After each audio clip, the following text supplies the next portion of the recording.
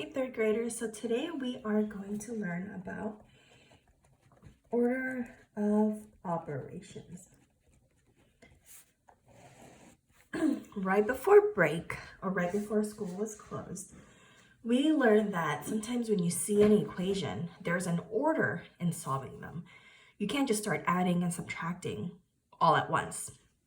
Before we start learning about orders of operations, let's review what are operations.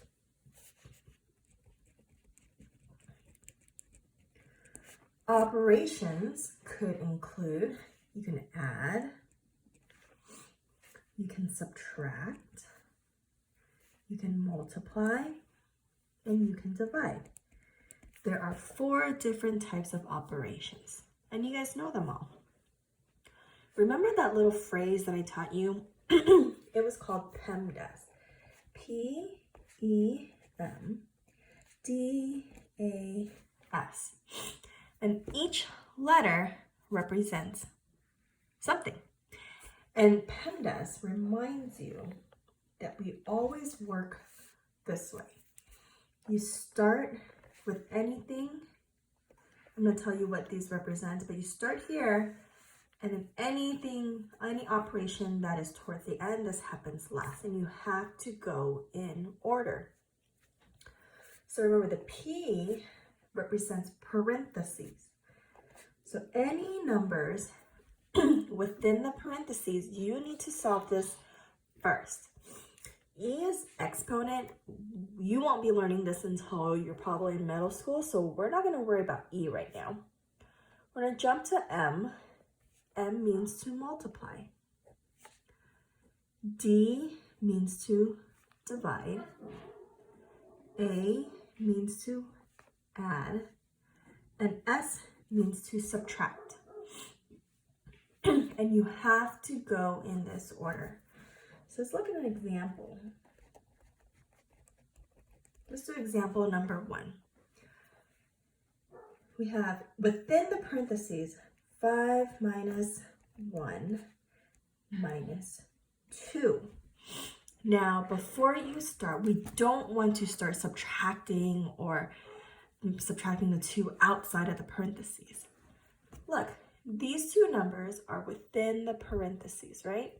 So we always start with parentheses first. You have to solve whatever it is inside the parentheses first. So let's draw our arrow down and let's solve for this. What is 5 minus 1? 5 minus 1 is 4. Now you bring that operation down, that's outside, and then you bring the 2 down. Now we're ready to minus the 2. We don't have any multiplication, we don't have any division, we don't have addition, so we're okay with, subtracting now. 4 minus 2 is 2. This is your answer. Let's try another one. Let's do, inside parentheses, 6 plus 6 minus 4.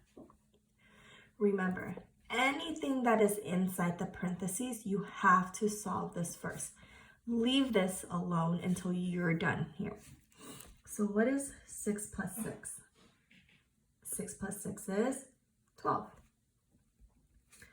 Now, after you solved the problem inside the parentheses, we have to check.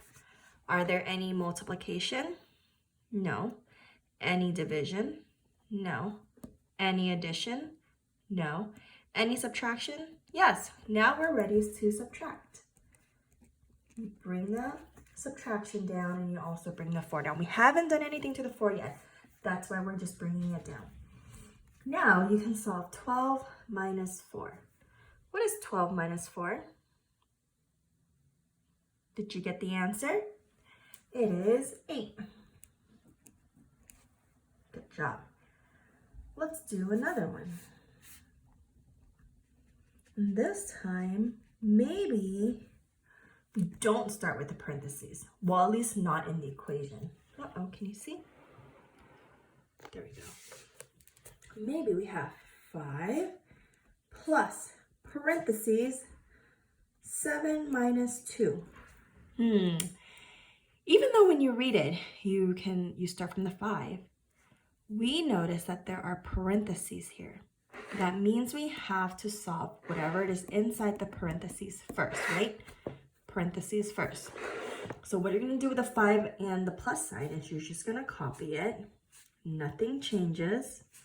And then we have to solve this first. What is 7 minus 2? 7 minus 2 is, it's 5. Now you're able to add these two numbers together. 5 plus 5 is 10. Okay, let's do one more.